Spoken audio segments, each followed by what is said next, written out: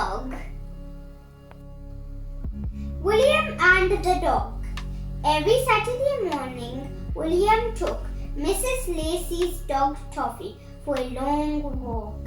Mrs. Lacey paid Wilma £1.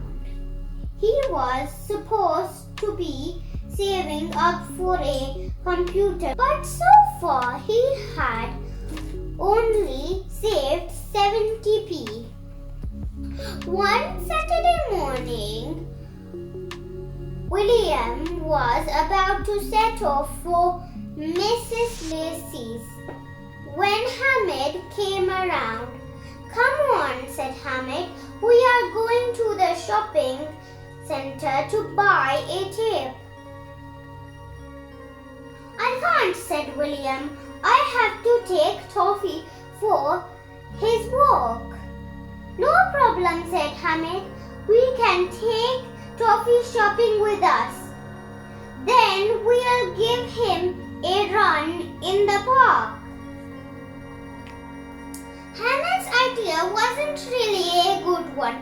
Big dogs don't like shopping centers. They don't like traffic, and they don't like having to stay on the lead. William hadn't thought of that. Toffee was very excited. He looked forward to his Saturday morning walk along the canal bank. He bounded up to William and Hamid, and he nearly knocked them over. "Don't let him off the lead until you get off the main roads," said Mrs. Lacey. She always said that. Toffee didn't like his lead, and he always looks miserable when William put it on. As soon as they turned the corner, William let Toffee off the lead. "He hates that lead," said William, "and he always does exactly what I tell him. But Mrs. Lacey thinks she knows best." The two boys walked along the main road, and Toffee trotted after them. When they got to the tube station, the dog looked puzzled. "We are not going to the canal today," said William. Toffee didn't like the tube. The carriage was very crowded and people kept standing on him, but William and Hamid were too busy talking to notice. The shopping center was very busy. Toffee didn't like the crowds and stayed close to William and Hamid. He sat outside the door of the music shop while the boys went in to choose a tape. When they came out, Toffee gave William a funny look. "Shopping is no fun for a dog.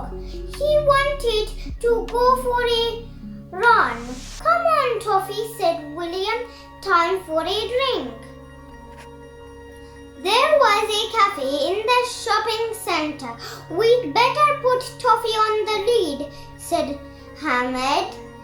They sat at a table, and William tied Toffee's lead to a chair. "We'll take him to the park later," said William. A man and a woman were having coffee and cakes at the next table. The woman had a poodle with her. Toffee didn't like poodles, but he loved chasing them. Suddenly there was a terrific crash. Toffee charged at the poodle, pulling the chair behind him. The table turned over and the coffee and cake flew in the air. dogs chased around the cafe. A waiter went flying. Everybody began to shout, "Get that dog out of here!" yelled a waiter. "I think we'd better go," whispered Hamid. Toffee followed William and Hamid out of the cafe. He had a big grin on his face. They could see he had enjoyed the chase. "Let's go to Green Park," said Hamid. People were sunbathing in the park. William hadn't seen the notice. Toffee began to get more and more excited. He raced across the grass, jumping over people and barking. "Oh no," said Hamid. "Look what he's doing now." Toffee had grabbed a man's trousers and was running towards the boys. The man was chasing Toffee and everybody was laughing. "We'd better run for it," said William.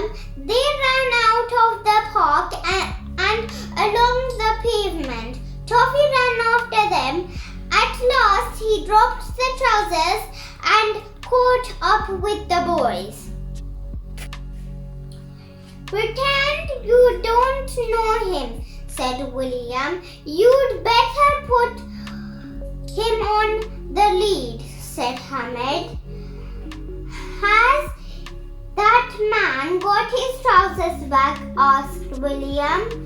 "What's left of them?" said Hamid. Toffee gave the boys another wild grin.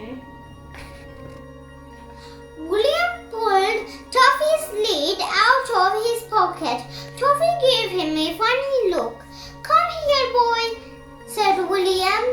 Toffee wouldn't. He seemed to be laughing at William. Suddenly, Toffee was off again.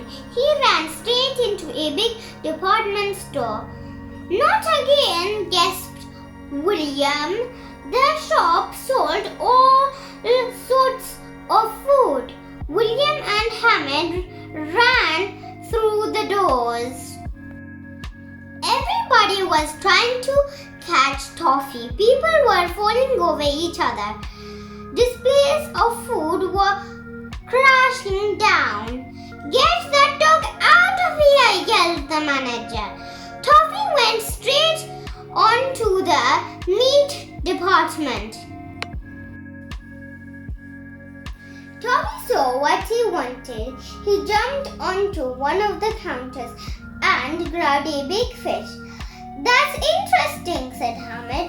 "I wonder why he didn't choose the sausages." Toffee trotted up to the boys, wagging his tail. William grabbed his collar. "Get out! Get out!" yelled the manager. "What shall we do with the fish?" asked William. "He's only chewed a bit of it." On the tube, Toffee behaved himself. He sat quietly at William's feet and rested his nose on William's knee. "What a well-behaved dog," said a lady. "If she only knew," thought William.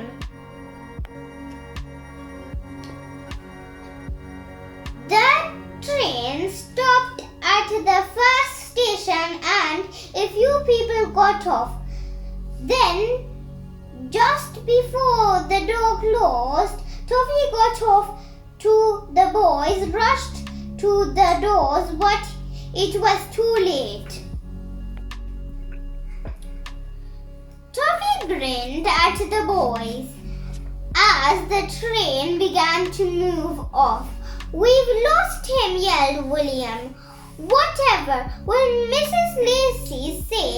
We'd better get off at the next stop," said Hamid. jumped off the train at the next stop and rushed up to the inspector. "We've lost our dog," gasped William. He got off at the last stop by mistake. "I'll phone down the line," said the inspector. The inspector rang up the other station. "I've got 2 boys who have lost a dog," he said. "Anybody seen him?" He shook his head. "Sorry," he said. "You're out of luck." "But he must be there," said William. "Wait a minute," said the inspector. "Is he a big white dog with a grin on his face?"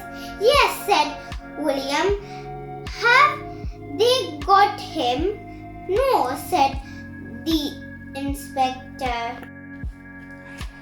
Another train had arrived at the platform. Toby stepped out of a carriage and strolled up to the boys. "He must have caught the next train," laughed Hamid. William grabbed Toffee and put his lead on. "That's the last time you come shopping," he said. The end. Thanks for watching. Please subscribe our channel.